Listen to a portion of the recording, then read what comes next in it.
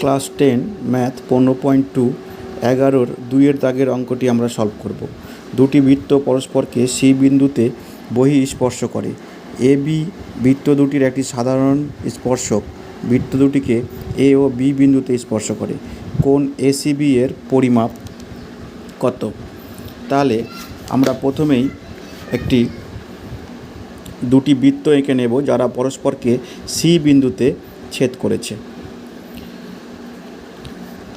A B একটি সাধারণ স্পর্শক। এ সি বি এই কোণটির পরিমাপ আমাদের কাছে জানতে চাওয়া হয়েছে। তাহলে আমি সি বিন্দু দিয়ে একটি স্পর্শক অঙ্কন করে নেব যা এ বি স্পর্শককে ডি বিন্দুতে ছেদ করেছে। সেটি লেখা আকারে লিখে নেব। সি বিন্দু দিয়ে অঙ্কিত স্পর্শক এ বি স্পর্শককে ডি বিন্দুতে ছেদ করে। এইখানে দেখা যাচ্ছে দুটি ত্রিভুজ উৎপন্ন হয়েছে, একটি ত্রিভুজ এ সি ডি আর একটি ত্রিভুজ হচ্ছে বি সি ডি। আমরা দেখে নেব এই দুটি ত্রিভুজ থেকে আমরা কোন কোন জিনিস পাই। প্রথমেই দেখে নিই ত্রিভুজ এ সি ডি। এই এ সি ডি ত্রিভুজের এই এডি এবং সিডি বা ডিসি এরা একই বৃত্তের স্পর্শক।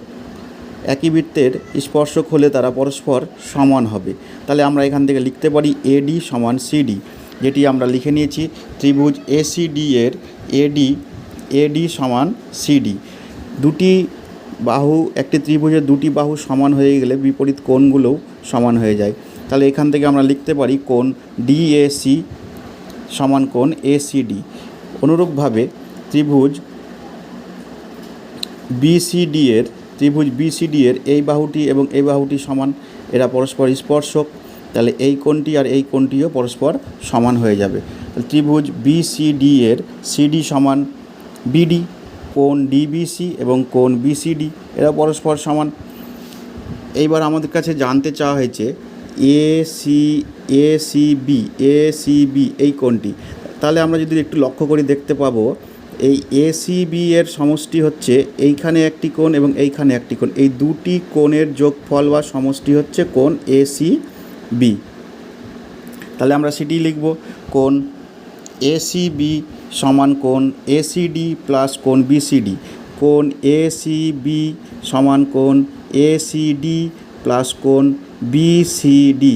এই দুটো কোণকে যদি আমরা যোগ করি তাহলে কোণ এসিবি পাবো।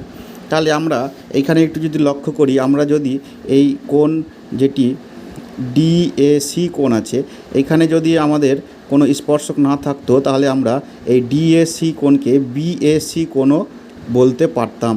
একইভাবে তাহলে এই সিডি স্পর্শক যদি না থাকতো তাহলে আমরা কোণ ডিবিসিকে এবিসি বলতে পারতাম। তাহলে আমরা সেটাই লিখব। কোণ এসিবি এর জায়গায় লিখব কোণ ডিএসি প্লাস কোণ বিসিডি এর জায়গায় লিখব ডিবিসি।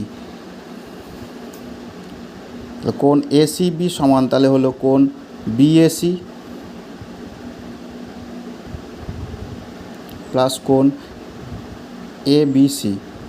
ত্রিভুজ এবারে আমরা লক্ষ্য করি এসিবি এই পুরো ত্রিভুজটার এই তিনটে কোণের সমষ্টি 180 ডিগ্রি। এই তিনটে কোণের সমষ্টি হচ্ছে 180 ডিগ্রি। তাহলে আমরা লিখতে পারি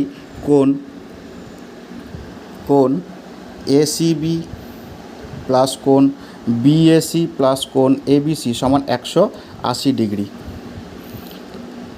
এইখানে আমরা পূর্বেই পেয়েছি কোণ বিএসি প্লাস কোণ এবিসি এই দুটি কোণের সমষ্টি হচ্ছে কোণ এসিবি।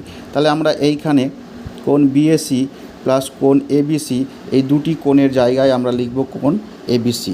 তাহলে এখানে এসিবি তাহলে 2 ইন্টু কোণ এসিবি, তাহলে এসিবি সমান 180/2 মানে 90 ডিগ্রি। তাহলে আমরা বার করলাম কোণ এসিবি এর মান 90 ডিগ্রি।